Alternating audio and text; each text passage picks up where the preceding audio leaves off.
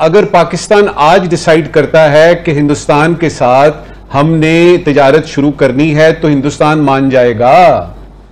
आप अकेले ही तिजारत शुरू कर देंगे कि हम मान गए हैं? उसमें हिंदुस्तान का मानना डेफिनेटली जरूरी है। इस अक़दार को सस्ती तिजारत से भारत से ही क्यों नजर आती है? लगारी साहब, भारत से ही सस्ती तिजारत मुमकिन है और सरमायाकार भी यही चाहते हैं, कोई दूसरा मुल्क नहीं। रोजाना डेली बेसिस पे जो है वो पाकिस्तानी हुकूमत के सीने पर मूंग दलने का जो काम है वो उन्होंने पकड़ रखा है। बहुत बड़ी समस्या है कि लोग कहते हैं जी कि अगर आपने ये किया तो कश्मीर का क्या करेंगे, 370 का क्या करेंगे, और क्या एक बहुत बड़ा सवाल जो थिंक टैंक्स के सामने आज तक लहरा रहा है कि क्या कश्मीर का मसला हल हुए बगैर तिजारत हो सकती है कि नहीं। कश्मीर उनका है, वहां पर उनकी फौज तैनात है, वहां पर उनकी इदारे है। कश्मीर में पेट्रोल 80 रुपए लीटर है, पाकिस्तान में 300 रुपए लीटर है। अब कश्मीरी कहाँ मुफीद है? वो पाकिस्तान में रहे तो उनके लिए बेहतर है, या हमारे साथ रहे या हिंदुस्तान के साथ रहे। सब आप समझते हैं कि डार साहब दीगर ऑप्शन पर गौर खुद नहीं कर रहे, या भारत के अलावा कोई ऑप्शन नहीं है तिजारत के लिए? इंडिया के साथ कौन सी तिजारत करना चाहते हैं इसहाक डार साहब? हम कौन से ऐसे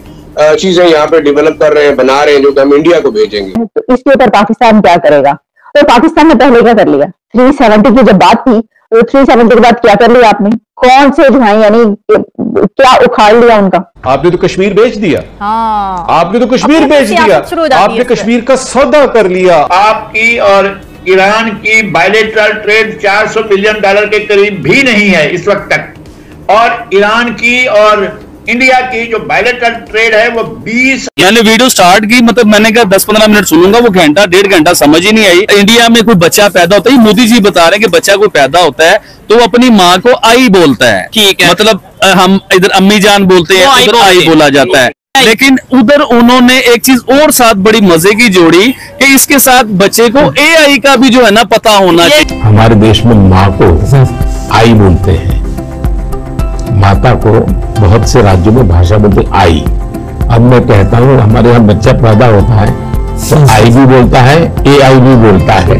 जर्मन ने वो केजरीवाल के ऊपर जो बात की, स्टेटमेंट दिया तो शट अप कॉल मिली।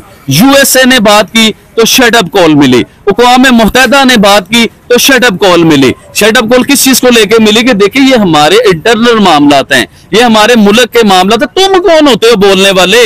तुम USA वाले कौन होते हो? तुम जर्मन वाले कौन होते हो? अक़वाम मुत्तहिदा कौन होती? देखिए सर, बात सुनिएगा मेरी, इसे कहते हैं गैरतमंद वजीर आजम। सबसे ज्यादा मस्जिदें तोड़ी गई हैं, शहीद की गई हैं चाइना में। मुसलमानों के सबसे बड़ा जुल्म जो है वो चाइना के बीच में हुआ है। इंडिया ने वो जुल्म कभी नहीं किया।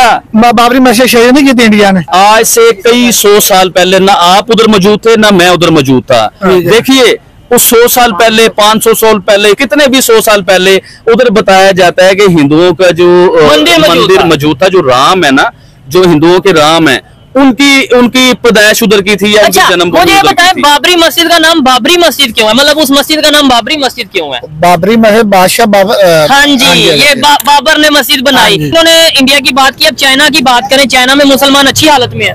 चाइना में हमें दिखाई नहीं रहा ना, यही बात है ना। आप लोगों ने इंडिया का बात की, इंडिया हमारा सबसे दुश्मन है। कैसे? थोड़ा सा बताएं। उसने जो है ना फलस्तीन के खिलाफ जो है ना उनके खड़े हो गए। अब आपको मजे की बात बताऊं, गजा में उन्होंने हेल्प, गजा का पता है ना, फलस्तीन गजा, वहाँ पे इंडिया ने हेल्प भेजी, बकायदा माली प्लेन भेजा जो है ना इसराइलों के साथ दिया। ठीक है। अच्छा, पाकिस्तान कहाँ पे गजा के साथ या इसराइल के साथ खड़ा हुआ है? मुझे बताएं। हम तो मजबूर है ना, हम मुसलमान होके नहीं खड़े हो रहे, और हम कहेंगे इंडिया क्यों नहीं खड़ा हुआ? हम सऊदी अरेबिया खड़ा हुआ है, हम चले गरीब है, सऊदी अरेबिया खड़ा हुआ है, लेकिन खिलाफ तो नहीं खड़े ना।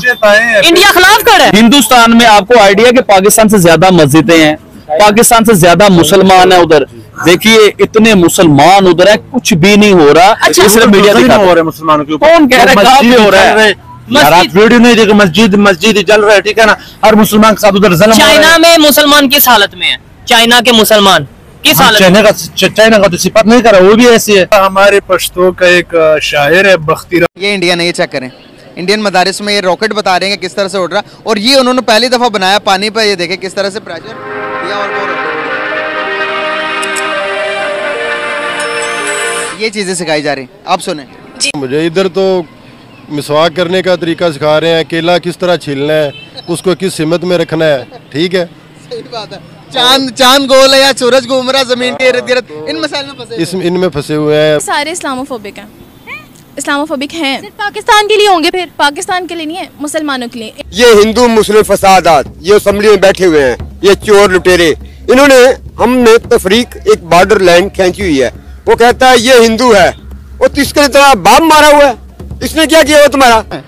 मदरसों के बच्चों को मिसाइल वगैरह उड़ाने की कोई जरूरत नहीं है। अच्छा। नो, ये दूसरे शोबे है। उन्हें काम है एक बेहतरीन इंसान पैदा करना। हमारे पाकिस्तान में हम मोदी को नहीं करते क्योंकि उन्होंने उनकी पावर स्ट्रॉन्ग की है और बस इस तरह। हम क्यों नहीं पसंद करते? वो तो अपनी कंट्री के लिए बहुत अच्छा काम करे और नेबरिंग कंट्रीज के साथ बनती भी बहुत है उनकी, सिवाय हमारे। हमारी तो वैसे भी इंडिया के साथ नहीं बनती है। बस गरीबों का सोचे, इंडिया के साथ तिजारत कर ले, वो आपके हमसाया है, हमसाये का हकूक होते हैं, छोड़ दे, वो बुरे हैं, आप तो अच्छे बन जाए, उनके साथ अच्छा काम करें, तिजारत करें उनके साथ, आलू प्याज फल वगैरह आए, चलो गरीब आवाम को सुख का साथ मिले। सऊदीया खुद कहते हैं कि पाकिस्तान ने मुसलमानों का नाम खराब किया है, अब बताएं तो क्या सऊदीया में भी इस्लामोफोबिया है? इस्लामोफोबिया नहीं है, बस